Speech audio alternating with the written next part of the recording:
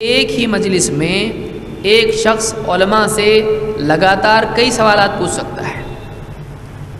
بعض احادیث کی وجہ سے جس میں اللہ کے نبی صلی اللہ علیہ وسلم نے کثرت سوال سے منع کیا ہے، بہت زیادہ سوال پوچھنے سے منع کیا ہے، تو اس سے بظاہر دکھائی دیتا ہے کہ زیادہ سوال نہیں پوچھنا چاہیے۔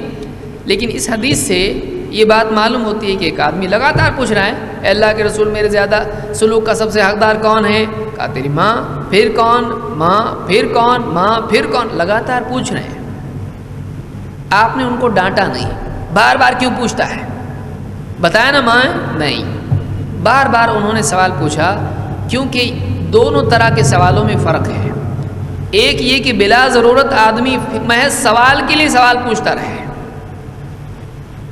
ایک آدمی، بہت سے لوگوں کی عادت ہوتی ہے کہ ان کو تحقیق کرنے کا مزاج، ڈھونڈنے کا معاملہ ان کے پاس نہیں ہوتا ہے، وہ عالموں کو پریشان کرنے کے لیے سوالات پوچھتے ہیں، یا بس ان کا مشغلہ ہوتا ہے کہ کسی طرح سے سوال پوچھ کے عالم سے غلطی کروائی جائے یا عالم کو پریشانی میں ڈالا جائے، یا ایسے سوالات پوچھے جائیں جن کا آدمی کے دین سے یا عملی زندگی سے کوئی خاص تعلق نہ ہو، بس پوچھنے کے لیے پوچھ رہے ہیں، ٹائم پاس کرنے کے لیے پوچھ رہے ہیں، ایک وقت گزاری کا مشغلہ ہے، بس پوچھنا ہے۔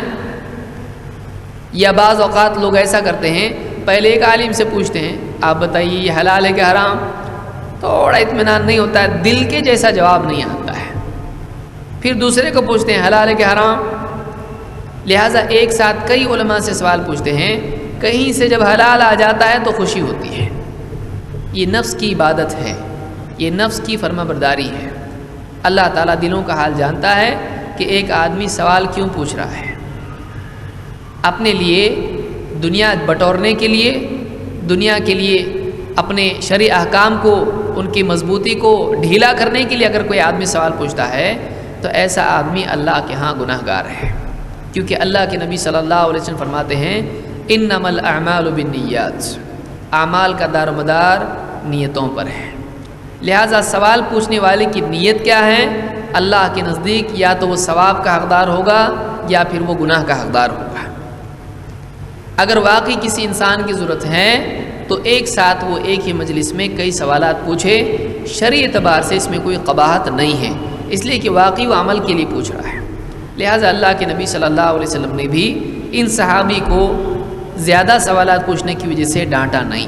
تو اس سے بات معلوم ہوتی ہے کہ اگر کسی انسان کو واقعی ضرورت ہو تو وہ ایک ہی مجلس میں ایک عالم سے کئی سوالات پوچھ سکتا ہے۔